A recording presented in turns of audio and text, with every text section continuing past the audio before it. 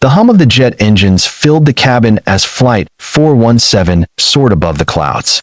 The smell of freshly brewed coffee mingled with the faint scent of cologne and luxury. The seats in business class gleamed with polished leather, occupied mostly by executives tapping on laptops or scrolling through phones, wrapped in their own worlds of success. But in seat 3, sat someone who didn't seem to belong there. A single father with a worn denim jacket, holding his little daughter close. Her eyes were red from crying, her small hands clutching a stuffed bunny as if it were her lifeline. Next to them, a well-dressed woman in a navy suit shifted uncomfortably, shooting them sharp glances. Her name was Victoria Hale, CEO of a top finance firm, known for her composure and her cutting remarks. She sighed loudly, clearly irritated, as the child sniffled again. Some people should really know their place. She muttered just loud enough for the man to hear. He said nothing. His name was Daniel Brooks, a 35-year-old former Air Force pilot turned small-town mechanic. The ticket had cost him nearly all his savings, but it was worth it. He was flying his daughter Lily to New York for a critical heart surgery, a last chance to save her fragile life. The world didn't see his story. They only saw his scuffed boots and budget clothes among the suits. Victoria rolled her eyes as Lily whimpered softly. "Business class should be for business," she whispered again. Daniel looked out the window, his heart tightening, pretending not to hear. He was used to judgment. It had followed him ever since his wife passed away, ever since he had to learn how to raise Lily alone. The engines roared louder as the plane climbed higher into a perfect blue sky. The flight attendants moved gracefully through the aisle, serving breakfast trays. Everything seemed normal, until it wasn't that a sudden jolt shook the plane violently. Laptops clattered to the floor. Passengers gasped as the aircraft shuddered. The lights flickered once, twice, then dimmed. A muffled alarm sounded from the cockpit. Panic spread like wildfire. The captain's voice broke through the intercom, strained and urgent. "Ladies and gentlemen, this is your captain speaking. We're experiencing a critical hydraulic failure. Please remain calm." The cabin was anything but calm. People screamed. Oxygen masks dangled from the ceiling. The flight attendants tried to keep order, but fear clawed through every heart. Victoria's face turned pale as she clutched the armrest. Her earlier arrogance melted into trembling disbelief.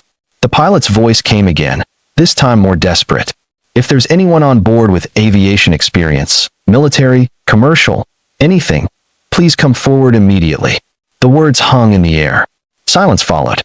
Then the captain appeared in the aisle, rushing toward business class, his eyes scanning every face.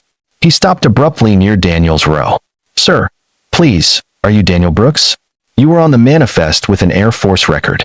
Victoria's head snapped toward Daniel, her jaw dropping. The same man she mocked, sitting beside her with a crying child, was now being asked to help fly the plane. Daniel's expression hardened, a mix of calm and determination. "Yes, sir. Former F-16 pilot. What's the situation?" The captain's voice wavered. "Hydraulic failure. We've lost partial control of the tail, and one engine's overheating. We're 30 minutes from the nearest safe landing zone. I need another trained set of hands, now." Daniel gently lifted Lily and handed her to the flight attendant. "Stay with her," he whispered. Then he turned to Victoria, whose eyes were wide with shock. For a moment, their eyes met, his filled with courage, hers with silent guilt. Without another word, he followed the captain toward the cockpit. "Backhand index pointing right before we continue. If you believe in second chances, courage, and the power of kindness, please take a moment to like, comment, share, and subscribe. Your support helps us bring more real, emotional stories like this to life." Inside the cockpit, alarms blared. Warning lights flashed across the control panel. Daniel slid into the co-pilot's seat, his hands steady, his focus razor-sharp. His training kicked in instantly. "Talk to me," he said. The captain briefed him in quick, clipped sentences. Daniel scanned the instruments. "We've got asymmetrical thrust. If the left engine goes, we'll spiral. We need to reroute power and stabilize the tail manually." The captain nodded, sweat dripping from his forehead. "You think you can do it?" Daniel's eyes narrowed. "We don't have a choice." He grabbed the control yoke, muscles tense. The plane lurched again as turbulence hit. Outside, dark clouds gathered on the horizon. The captain's knuckles turned white on the throttle. Daniel adjusted flaps, recalibrated the angle of descent, and overrode the hydraulic assist with manual input. Every second was a fight, against gravity, against fear, against fate itself. In the cabin, chaos had turned to hushed terror. Passengers clutched each other's hands. Victoria sat frozen, her mind replaying every cruel word she had said. The man she dismissed as unworthy was now the only hope between life and death. Her gaze moved to the front, where the cockpit door remained closed. She whispered softly, "Please, please let him make it." Minutes stretched like hours. The plane trembled, dipping dangerously low.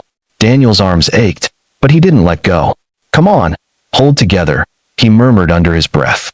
The captain called out, "Runway in sight." They were approaching the nearest airbase, cleared for emergency landing. Smoke trailed from the left engine. Daniel aligned the descent manually, adjusting flaps inch by inch. The control stick fought back violently. "Hydraulics are gone. Brace for impact," he shouted. The plane hit the runway hard. Tires screeched. Luggage flew from overhead bins. The metal body shuddered violently as sparks erupted beneath. Daniel fought the controls with every ounce of strength he had left. The aircraft veered sideways, then slowed, groaning, dragging, until finally it stopped. Silence filled the air. For a moment, no one moved. Then the cabin erupted in cries and gasps of relief, disbelief, gratitude. The captain turned to Daniel, voice shaking. "You just saved 216 lives." Daniel exhaled deeply, leaning back, exhaustion flooding through him.